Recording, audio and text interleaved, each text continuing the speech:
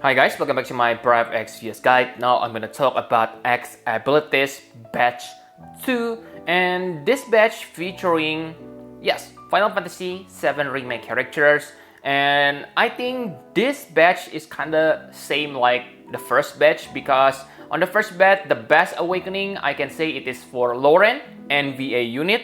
And this time, I think the best character for this batch is Tifa and VA. So let's start why she is the greatest. Okay, so what she gets on her X+2 are first 500 attack boost. So this one, maybe you say, what, only 500 attack? It's not amazing, but wait, I will explain about this later.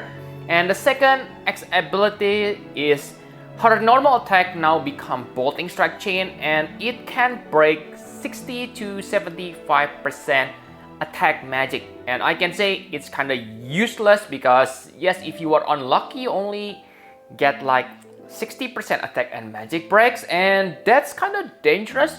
And even if you get maximum number 75%, they are not meta by any mean. Okay, so yes, just forget about that. But yes, why she is great? First, let me explain. 500 attack will make her great. One thing that make NVA Tifa kinda bad on today's standard is because her attack stats. Her damage modifier from limit burst is still amazing. That's why this 500 attack boost is really good, because it fixes her weakness.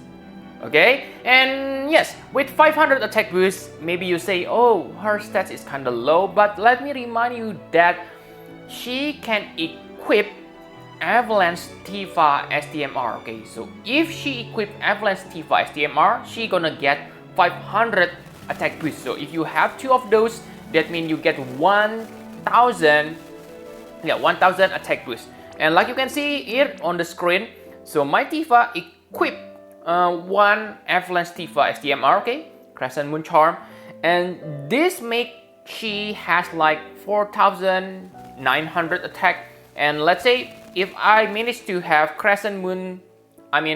Crescent Moon Charm, that means her attack's gonna be on like 5500, and that's decent, right? Maybe you say, oh, what's the reason for you to use Tifa when you have Avalanche Tifa? Let me remind you that Avalanche Tifa limit burst is locked to water element, but this Tifa, she is flexible, so she can become any element finisher you want. Okay, simply make sure there is someone who can imbue her, and boom, she can become really strong finisher. And 5500 attack, maybe not sounds amazing, but remember that her limit burst, okay, this limit rules the brush. Wait. Through Final Heaven, it has 160 times damage modifier, and it is still pretty high even on today's standard. I know that for Avalanche Tifa she can deal like 350 times, but remember, she is old unit, okay, and she is NVA. So that's why if you don't have, if you cannot use your Avalanche Tifa and don't have better finisher, then this one can still works really well. Okay, so yes, remember that for veteran players, it also comes for free, and I think you may have awakened her to X+2, which is another good thing. And yes, because she has amazing passive, remember that you can also equip killers on her, which increase her effectiveness. Okay, so don't underestimate this Tifa. Okay, really great flexible finisher. But yes, I think you need to have Avalanche Tifa to make her really great to reach that 5500 attack. But even without that, she is still pretty good unit on today. Okay, so that's all for Tifa. Now let's talk about the second favorite, Cloud. So Cloud, what's so special about him? Like Tifa, he also gets a raw attack boost, static attack, but it's only 300. So yes, I know maybe they are afraid making him too OP if they give him 500 attack boost. Okay, but yes, that's also good. And he also get damage modifier boost on some of his abilities.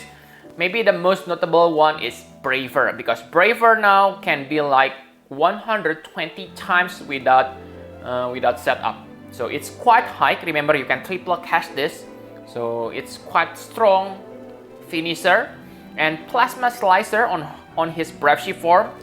Back then it only like did like 20 times damage modifier, but with this you get increased 30 times. It becomes, yes, basically damage modifier is nice, but nothing game breaking from his damage modifier boost, because I think the weakness that he has is still the same. Remember that on both form, normal and Brave Shift, he doesn't get chain modifier cap, which is kind of important on today's standard, especially on Brave Shift form. On Brave Shift form, he becomes true dual wield characters, but he doesn't get that 200% chain modifier cap. Okay, so you want to equip him with lightning as Savior of Soul lightning STMR. Okay, and another thing that makes him great is also he can equip Cetra Aerith STMR. Okay, because with that you're gonna get insane 500 attack, and remember we get Cetra Aerith for free, so yes, it's pretty nice. Free equipment to upgrade your old characters. Okay, and also, yes, I have said that on his another problem you may see is his Trust Mastery Word and STMR are geared toward 2 double hand characters. But you don't need to worry about Brave Shift Cloud Final Fantasy VII Remake, because if you don't equip those Trust Mastery Word or STMR, you only lose 20% attack and spirit. So yes, you don't need to care about his Trust Mastery Word and STMR. Okay, it's perfectly good. And one thing to notice here is, from what I see on FFBE equip, he is the only character that able to imperil Large Sword. Okay, 35%, so it's quite decent. Large Sword is one of the best weapon on this game, so I can say it's quite. You may want to use him if you have strong Great Sword finishers. Okay, to maximize your Great Sword damage. Very nice. And on X+3, he gets full limit burst on the start of battle. Yes, it's pretty decent because he doesn't have instant limit burst feel on his abilities, so it's good. But I think X+3 is kinda too expensive, so maybe you don't want to do that. Okay, because yes, he is great, but I don't see anything that's insanely interesting for him. For this, I believe that some of you gonna say, yes, Zinzar used him on killing Aemon within 2 turns. Yes, that's amazing, but one thing you need to pay attention, it is not because Cloud himself that it is really great. Because if you see on Zinzar Cloud has 8,173 attack. That's insane, okay? 8,000 attack stats. So yes, that can kinda ignore his chain modifier cap, kinda compensate that chain modifier cap, etc. Okay, so in the end, I don't say Cloud is bad, okay? He is pretty decent, but with some of his weakness don't get fixed. For Tifa, her weakness is kind of fixed, so good, okay? For Cloud, he is good, but maybe not to. Maybe if you kind of run out of Transcension Pearl, maybe save for other characters instead of awaken your Cloud into X+3. So that's my conclusion for Cloud. Now for Aerith. So Aerith here, I can say that her upgrade is quite interesting. First, you don't need to make her into X+2 or anything. She will get Holy. So Holy is really decent white magic. And because she is like, let's say, healer on normal form, she should have high spirit. So yes, I can say quite nice damage you can deal with her. But again, we already get Cetra Descendant Aerith for free. So maybe, I'm not sure, okay, I haven't done any direct comparison. But I believe that Cetra Descendant is better Holy Caster than this one. Again, And on X plus 2, her normal form limit burst change. So maybe you say, oh, it's amazing, her limit burst is become really great.